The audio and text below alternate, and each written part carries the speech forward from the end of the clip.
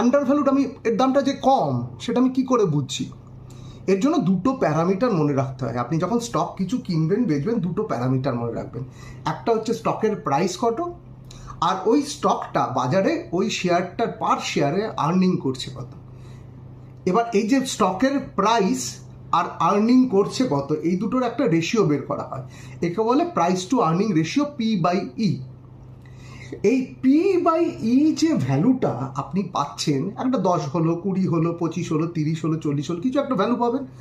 ধরুন স্টকটার ভ্যালু 100 টাকা, আর্নিং করছে 10 টাকা, তাহলে P/E মানে হচ্ছে কত? 10। এবার এই 10 ভ্যালুটা কে দিয়ে বিচার করা হবে এটা আন্ডার ভ্যালুড না ওভার ভ্যালুড? তার মানে একটা রেফারেন্স ফ্রেম লাগবে।